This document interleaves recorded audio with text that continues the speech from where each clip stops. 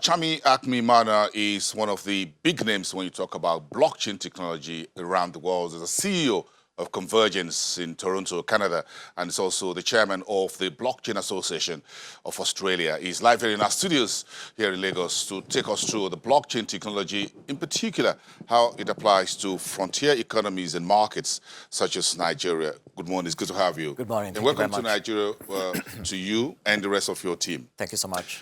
When we talk about blockchain technology, it's not something somewhere in Canada or in Seattle or in California, Silicon Valley. It's right here at the doorsteps of Nigeria. So we've been having some conversations around here. But again, let's get started with you in terms of what insights are you bringing through to us while we battle the normal economic, social issues in terms of blockchain technology. How much advancement have we made? How much penetration has he made in terms of helping us shape up the economy, the business, and financial markets? Sure.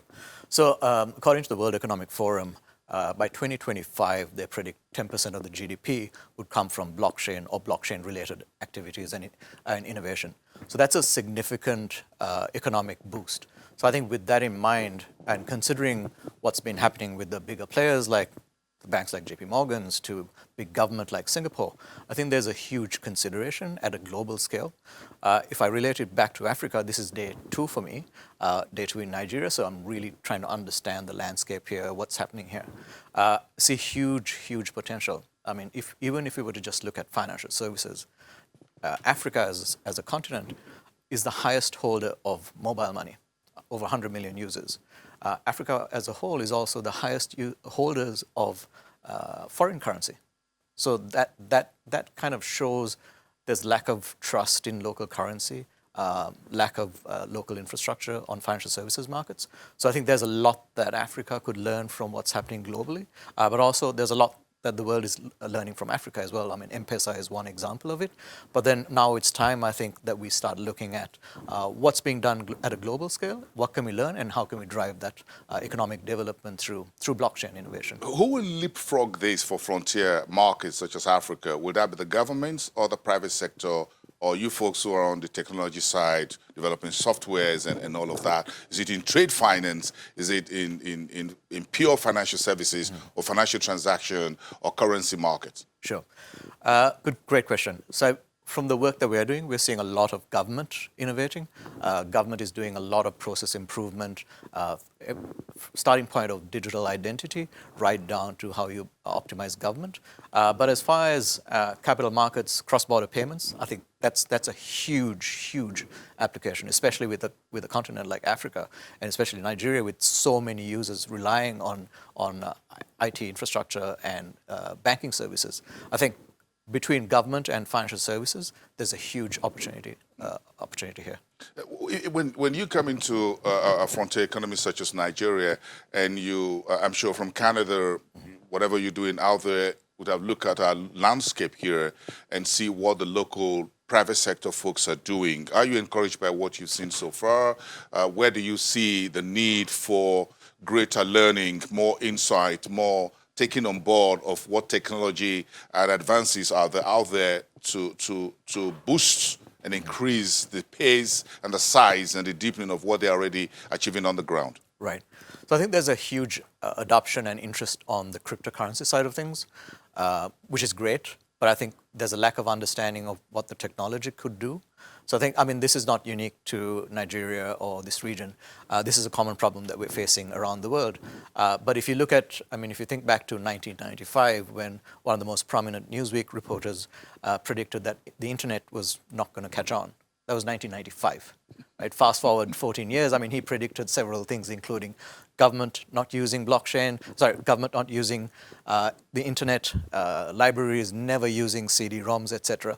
Children have not even seen a CD-ROM these days, right? So between 1995 to 2020, we've seen a massive uptake of the internet. We don't even talk about what is the technology, we talk about how we do it. If you ask someone what the internet is, how you send an email, we don't often, I mean, most people don't know how to explain that.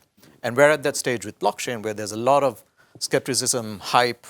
We're still trying to understand what the technology is. And as a layman, it's extremely hard to understand a technological solution, right? So I think we need to put that aside and really start testing out because we're kind of still hell-bent on trying to understand the technology, and if we don't understand it, we feel that we need to put that aside. So I think that's the biggest impediment. Is it very difficult to understand blockchain technology? Does the common man actually need to understand it, but or is it just necessary for the big business, big governments to understand it, put the technology in place, I just use it? Yeah, exactly, you're right. I mean, big government needs to understand it. The regulators need to understand it. They need to have a deeper understanding of the technology. But much like the internet, or much like sending an email, why is there an @ sign on an email? The user doesn't know that. I mean, we don't even think about that these days. Same with blockchain. We don't really need to understand the technology. We need to trust that the government, the regulators are doing the appropriate things so that will enable us to use the relevant blockchain. So like sending an email and not writing the usual text and letters and what have you, what benefits does blockchain bring to me as an ordinary individual just doing bank transactions, paying bills, or want to do business, you want to transfer to do business in terms of trade, for example, Right. moving goods across borders, Nigeria to Ghana and to Abidjan to Cairo? Well, how does that help?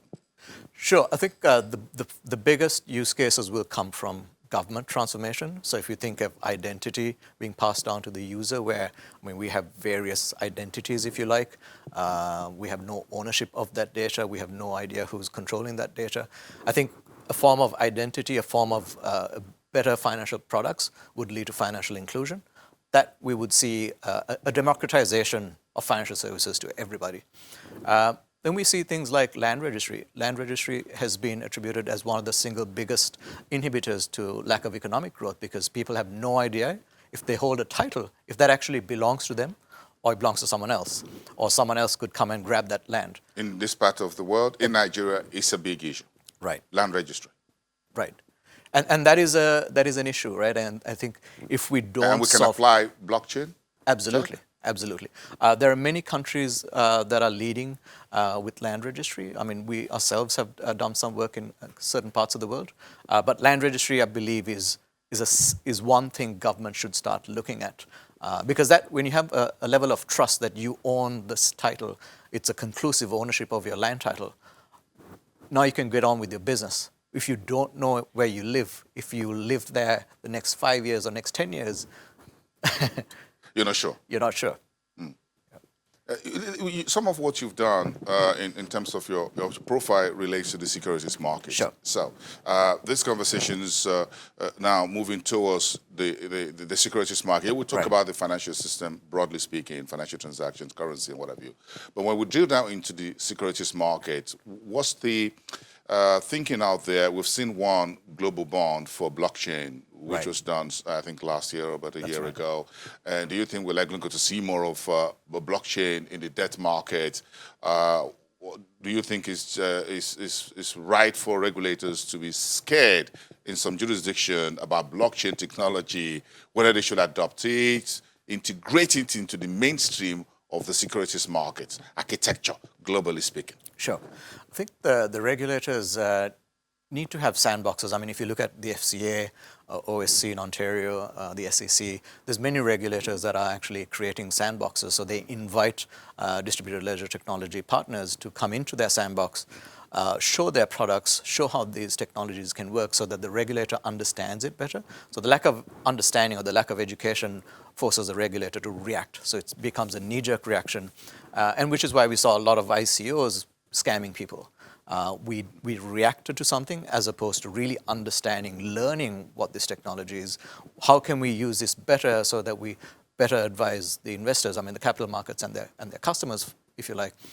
If you are better able to advise them, now you have a much better opportunity at implementing such a technology, because at the end of the day, it will serve the entire ecosystem. So I believe that level of education is absolutely essential from a regulatory perspective. And if we don't see that, that's where we see the knee-jerk reactions. In terms of using blockchain or ledger technology here, will it be more on the side of the operators? And how will the shareholders or investors need to understand what the regulators are doing, what the market operators, what the participant, the market professionals, in other words, are also doing?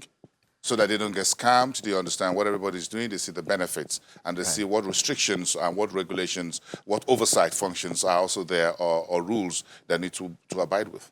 That's right, and I think user beware, but there needs to be a lot of education on this, and this is where I'm seeing, I guess, lack of interest or a lot of skepticism, because when the regulator doesn't play a role in it or is not actively communicating these messages, we see a great opportunity for bad actors to enter the market and scam the average daily user. So I think a broader education needs to occur across the sector, not on what is the technology, but on the actual financial products, what this means. I think there needs to be even if you look Google search on what is blockchain to what do I need to consider in the capital markets.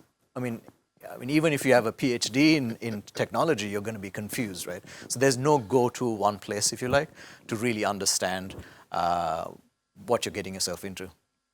Very interesting, Chami Akmimana. Thank you so much, and wish you all the best meeting some of the Nigerian folks. I wish I had the time to sit in with you folks tomorrow or so and try to lean in. But if I can, I will. I'll Absolutely. drop in. Thank you so much. And hear some of this and just improve a little bit of what I already know. Absolutely. Thank you. Thank you so much. You coming. Thank you. Through the CEO of Convergence from Toronto, Canada, and the chairman of Blockchain Association of Australia, live here in Lagos with the team to discuss blockchain technology for frontier economies.